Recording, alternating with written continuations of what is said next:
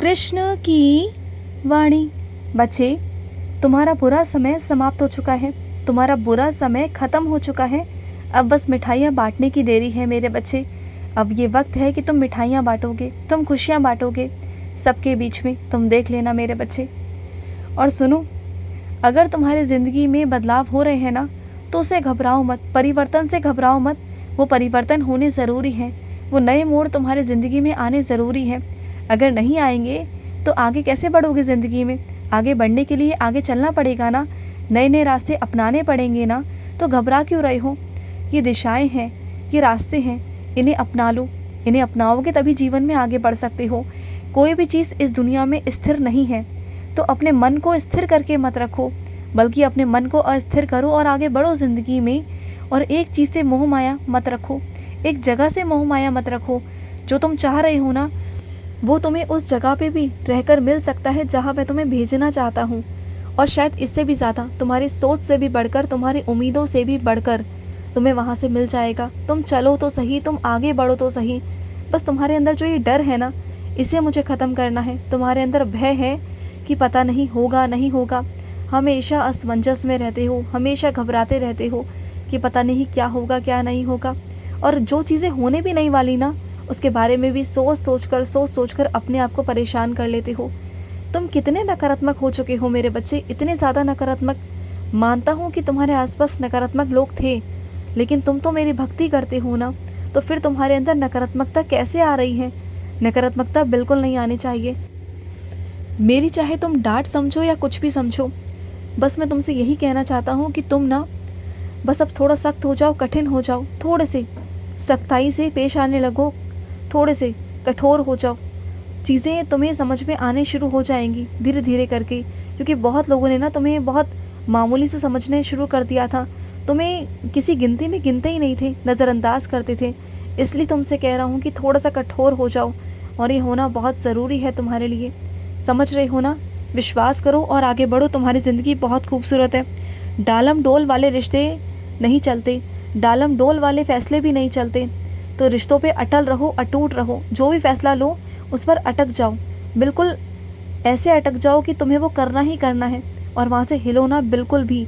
चाहे कोई आंधी आए, तूफान आए, चाहे कुछ भी आए, तुम्हें वहाँ से नहीं हिलना, बिल्कुल भी नहीं हिलना। समझो मेरी बात को। मेरे बहुत सारे बच्चे मेरे आगे तरह तरह की इच्छाएं रखते हैं, लेकिन उनमें से ना मेरे कुछ बच्चे ऐसे हैं ना, जो धन संपत्ति, सुख, सुकून ये सब नहीं मांगते, वो मुझे मांगते हैं। तो मैं आज उन बच्चों को ना मैं ये 3 चीज़ें देना चाहता हूँ मेरे बच्चे। पता है क्या?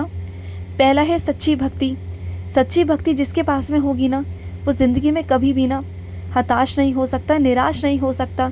जिसके पास मेरी सच्ची भक्ति होगी, सच्चे भाव होंगे ना, वो ज़िंदगी में कभी नहीं गिर सकता, कभी भी नहीं गिर सकता। और दूसरा, मैं तुम्हें बहुत ज्ञान भरा वैज्ञानिक चीज़ों में आगे बढ़ाना चाहता हूँ, जिससे कि तुम्हारी चीज़ें सरल हो जाएं, व्यवस्था सरल हो जाए, सब चीज़ों में तुम आगे बढ़ने लगो। ज्ञान बहुत ज़रूरी है, चाहे वो अर्थशास्त्र का हो, चाहे वो चीज़ों का हो या ग्रंथों का हो। मैं तुम्हें हर चीज़ से अवगत कराना चाहता हूँ, हर वो ज्ञान तुम्हें देना चाहता हूँ। और तीसरा, तुम्हें ब्रह्मांड का ना जो रहस्य है ना, उससे अवगत कराना चाहता हूँ, वो शक्तियों से तुम्हें वाकिफ़ कराना चाहता हूँ।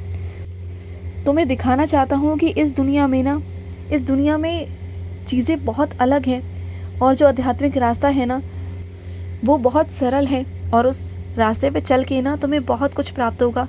वहाँ तुम्हें अपने आप सुकून, शांति प्राप्त हो जाएगी। वहाँ तुम्हें कुछ पाने की इच्छा नहीं रहेगी, तुम्हारा मन तृप्त हो जाएगा, तुम्हारी आत्मा तृप्त हो जाएगी, और तुम्हारी इच्छाएं सब रुक जाएंगी। तुम देखना, इस कलयुग में ना तुम कभी भी अपने आप को नहीं रोक सकते, ना अपनी इच्छाओं से, ना किसी और चीज़ से।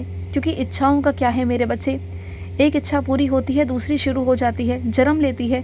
लेकिन मैं तुम्हें इन सब से दूर ना आध्यात्मिक रास्ते देना चाहता हूँ।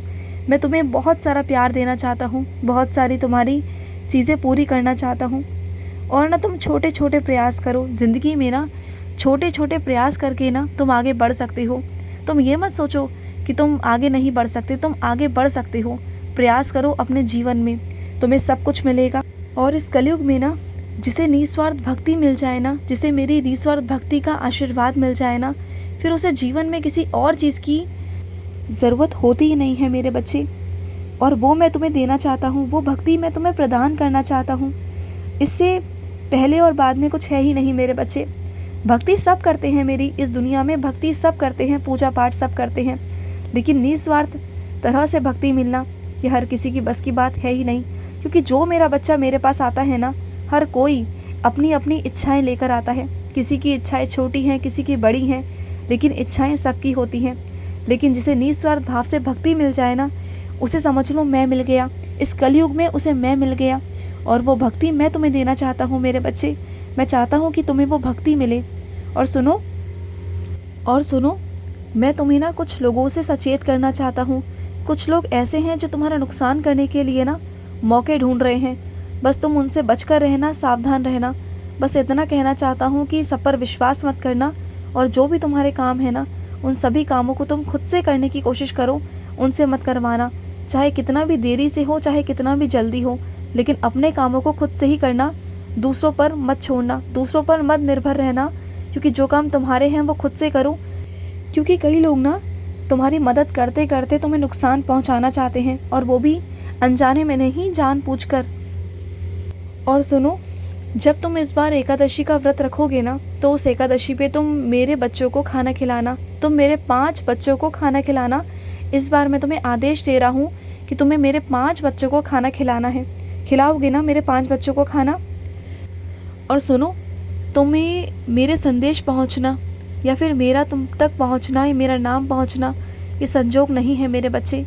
ये मेरी मर्ज़ी है। ये मेरी मर्ज़ी है कि तुम तक मेरी आवाज़ पहुँचे, तुम तक मेरा नाम पहुँचे, इसलिए मेरे संदेश तुम तक पहुँचते हैं मेरे बच्चे। और सुनो, रिश्तों में ना मिठास बहुत ज़रूरी है मेरे बच्चे। जिन रिश्तों में मिठास है ना, उन रिश्तों में तुम कुछ भी कर सकते हो, कैसे भी आगे बढ़ सकते हो, तकलीफ़ हो चाहे दर्द हो। लेकिन अगर मिठास है ना तुम्हारे रिश्तों में, तो ज़िंदगी बहुत आसान हो जाती है। रास्ते सारे खुल जाते हैं।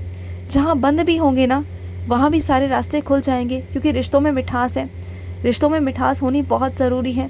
जहाँ भी तुम्हारे रिश्तों में खटास आ रही है ना, उन रिश्तों को बचाओ। और शुरुआती दौर से बचाओगे ना, तो रिश्ते संभल जाएंगे। अगर बाद में कोशिश करोगे तो रिश्ते बिगड़ जाएंगे, और बिगड़े हुए रिश्ते कभी नहीं सुधरते। जहाँ पर दरार आ जाए ना एक बार, जहाँ गांठ पड़ जाए ना, वहाँ फिर रिश्ते नहीं सुधरते। अगर रिश्तों में मिठास है शुरुआती दौर से, और तुम्हें लग रहा है कि थोड़ा बहुत भी बदलाव हो रहा है ना रिश्तों में, तो उसे वहीं रोक दो, वहीं रुक जाओ और बात करो सामने वाले से। गलतफहमियों को दूर करो, गलतफहमियों को बढ़ने मत दो। जितनी गलतफहमियाँ बढ़ेंगी उतनी नफ़रत पैदा होगी, जो मैं बिल्कुल नहीं चाहता, उतनी ही खटास आएगी।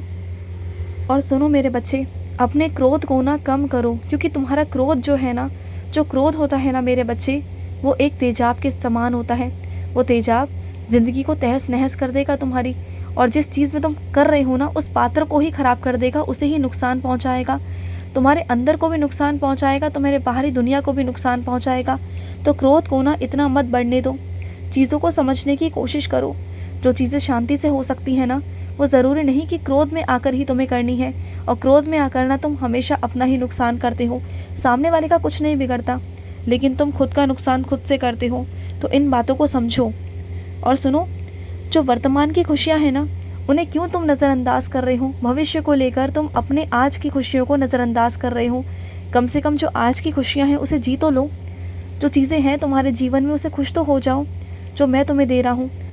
वर्तमान को नज़रअंदाज कर कर छोड़ कर तुम भविष्य के बारे में सोचने लगते हो। अरे क्यों सोचते हो तुम इतना? मत सोचो।